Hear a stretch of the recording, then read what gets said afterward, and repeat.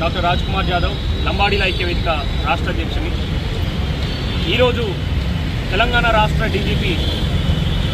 శ్రీ శశిధర్ రెడ్డి సార్ని కలవడం జరిగింది లంబాడీల ఐక్యవేదిక తరఫున. ఏదైతే తెలంగాణ రాష్ట్రంలో లంబాడీల పైన అనుచిత వ్యాఖ్యలు చేస్తూ,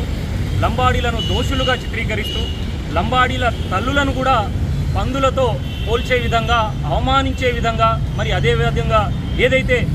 లంబాడీలు కనీసం 10 రూపాయల టికెట్లు తీసుకోరు, ట్రైన్ టాయిలెట్లలో దొంగతనంగా ప్రయాణం చేస్తారనే వ్యాఖ్యలను కుడుం దెబ్బ నాయకులైనటువంటి మైపతి అరుణ్ కుమార్ గారు నిన్న ఏదైతే 28 సెప్టెంబర్ ఆదివారం నాడు భద్రాచలంలో ప్రభుత్వ కాలేజీలో గ్రౌండ్లో జరిగినటువంటి సభలో చలో భద్రాచలం అని ఆదివాసీ గర్జన అనే సభలో ఈరోజు మమ్మల్ని కించపరిచే విధంగా యావత్ లంబాడీలు బంజారాల యొక్క వేషధారణను, మా యొక్క మాటలను, లంబాడీ గోర్బోలి లంబాడీ మాటలను కూడా కిచ్క్యాచ్ అని మాట్లాడతారని కించపరిచే విధంగా ఇటు మా తల్లులను, ఇటు మా భాషను, ఇటు మా వేషధారణను, ఇటు మా జాతి మొత్తాన్ని మనోభావాలను దెబ్బతీసే విధంగా దొంగలుగా చిత్రీకరిస్తూ ఏదైతే రాజ్యాంగం ఇచ్చినటువంటి గెజిట్లో దొడ్డిదారిన వచ్చారని మమ్మల్ని మా మనోభావాలను కించపరిచే విధంగా ఏదైతే పలు మీడియా సమావేశాల్లో అదేవిధంగా పలు సభల్లో మమ్మల్ని ఇబ్బందికర వ్యాఖ్యలు చేసి ఇరు తెగల మధ్య ఏదైతే ఉన్నటువంటి భేదాభిప్రాయాలను ఇంకా నిప్పు రాజుకునే విధంగా ఇబ్బందులు పెడుతున్నటువంటి మైపతి అరుణ్ కుమార్ అనే వ్యక్తి పైన చట్టపరంగా చర్యలు తీసుకోవాలని చెప్పేసి రాష్ట్ర డీజీపీ గారిని ఈరోజు కోరడం జరిగింది. డీజీపీ సార్ వెంటనే సానుకూలంగా స్పందించి ప్రజాస్వామ్యంలో ఏ ఒక్కరిని కూడా నిందించే హక్కు ఎవరికీ లేదు, ఏదైతే మనకు అన్యాయం జరిగితే తప్పకుండా సుప్రీంకోర్టుకి మా ఆదివాసీ సోదరులు అప్రోచ్ అయ్యారు. సుప్రీంకోర్టు జడ్జిమెంట్ వచ్చేంత వరకు ఏదైతే 1976 గెజిట్ అక్రమ మార్గంలో లంబాడీలను చేర్చారా, ఎరకల యానాదులను చేర్చారా లేదా అనేది సుప్రీంకోర్టు, పార్లమెంటు, ప్రభుత్వాలు తేలుస్తాయి. అప్పటి వరకు సంయమనం పాటించి ఇరు వర్గాల మధ్య వైరుధ్యాలను పెంచే విధంగా, భేదాభిప్రాయాలను నిప్పు రాజుకునే విధంగా ఏదైతే 2017లో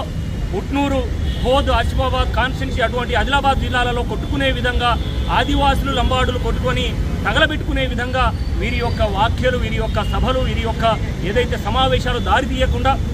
కట్టుదిట్టం చేసి రాబోయే రోజుల్లో మా జాతికి న్యాయం చేసే విధంగా సహకరించాలని, అదేవిధంగా ఏదైతే చట్టపరంగా చర్యలు తీసుకొని పునరావృతం కాకుండా జాతిని కించపరిచే విధంగా మనోభావాలను, యావత్ జాతి మనోభావాలను దెబ్బతీసే విధంగా ఎవరు పాల్పడ్డా కానీ ప్రజాస్వామ్యంలో ఏదైతే భారతీయ న్యాయ సంహిత చట్టంలో ఉన్నటువంటి విలువలను కాపాడే విధంగా తుంగలో తొక్కుతున్నటువంటి వారిని, ఇబ్బంది కలిగిస్తున్నటువంటి వారిని, ప్రజాస్వామ్యాన్ని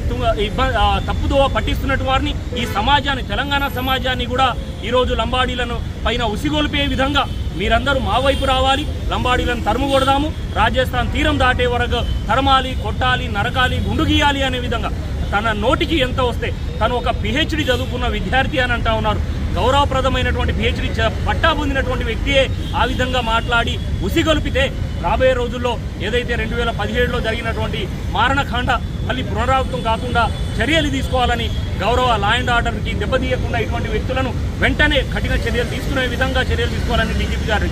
కోరడం జరిగింది. తను కూడా సానుకూలంగా స్పందించి ఏదైతే మేము ఇచ్చినటువంటి వీడియోలను, మేము ఇచ్చినటువంటి రిప్రజెంటేషన్ని తను క్షుణ్ణంగా పరిశీలించి వారిపైన చట్టపరమైన చర్యలు తీసుకుంటామని కూడా చెప్పడం జరిగిందని తెలియజేస్తూ, ఈ అవకాశం ఇచ్చినటువంటి మీడియా మిత్రులకి, మరి వచ్చినటువంటి వివిధ కుల సంఘాలు, ఉద్యోగ సంఘాలు, ఉస్మానియా యూనివర్సిటీ విద్యార్థులు, నాయకులందరికీ పేరు పేరున ఉద్యమాభివందనాలు తెలియజేస్తూ, జై లంబాడా, జై బంజారా, జై తెలంగాణ, జై భారత్.